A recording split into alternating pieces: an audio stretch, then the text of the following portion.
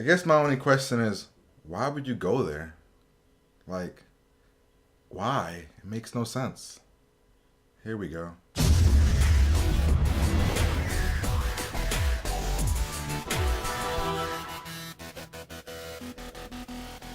have to protect the one thing that I can't live without. That's you. That's the star. Today is the first day of what's left of your life. Hey, what's up, everybody? Welcome to Geeked Out. My name is Steven Merced, and I got the chance to check out Iron Man 3. It's here, finally. The summer season has finally begun, and Iron Man 3 has come to us in all its glory. Maybe.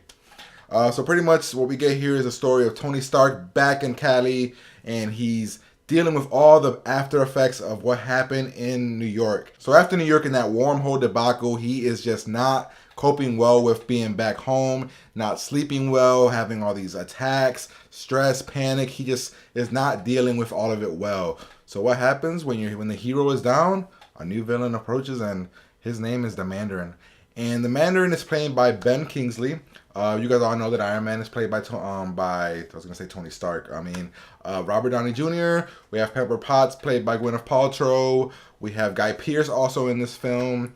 All these great actors are in this movie, and it's not the same director. Jon Favreau is not directing this, and even though he is in it. We actually have Shane Black. He is an amazing, amazing director, more of a dark tone director, and you can really, really tell in this film. Yet it still manages to be the funniest Iron Man of all the movies. It's hilarious. It has a lot of great one-liners from Tony Stark, but I really wanted to love it, but I just couldn't get around to actually loving the movie the way I wanted to. I love it in parts.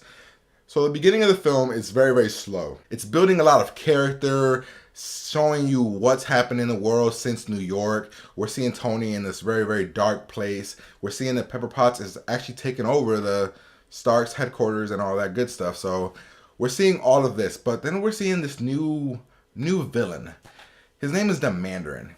He's kind of like Osama bin Laden mixed with a bit of the Joker. It's like a weird terrorist kind of character, and he's badass. He's amazing. And the movie, when you see him, you're like, yeah, this guy's bad. We got it. And you can feel it, and you want that dark tone of a movie. And the movie is very dark, but there's something that happens that everybody knows probably already that happens a little bit about an hour in that just kind of lets you down. I'm not going to spoil it or anything, but it lets you down. It's awesome for a movie standpoint. I mean, it's a great twist, and you're like, oh wow, did not see that coming. As a comic book fan, as you guys can see, I am. Luckily, I'm not an Iron Man comic book fan because I would have lost my shit.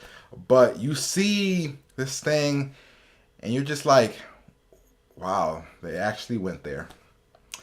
And they did go there. So I can't tell you what it is. I don't want to spoil it, but something happens that you're just going to be like completely on board and think, oh, movie is better because of it, or you're going to be like, damn, could have been something great and did not live up to that.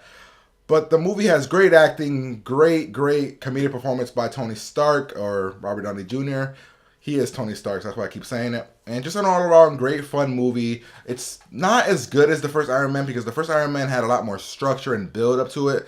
This one had a lot of that build, and I must say the first couple of 20 minutes took a while to get going, but the film still lived up to the great hype that it was. It's still a great blockbuster. Not up there with Avengers or Iron Man, but it's better than Iron Man 2 to me. It has a lot of great action scenes.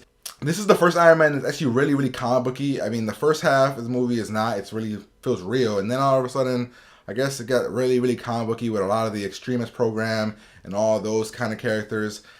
But overall, the movie was still a fun time. It was great. That one thing that happened halfway through, it kind of disappointed me. I didn't really want it to go there, but it went there. So I'm going to give this 2 scores, I guess, if you guys could say. My first score is going to be if you're a comic book fan. If you're a comic book fan of Iron Man, you're going to give this movie a 3.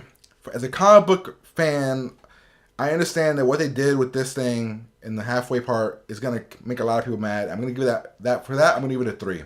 As an overall, just a movie, if it wasn't related to comic books, I'm going to give it a 4 out of 5. It's still a blockbuster, still fun, still amazing.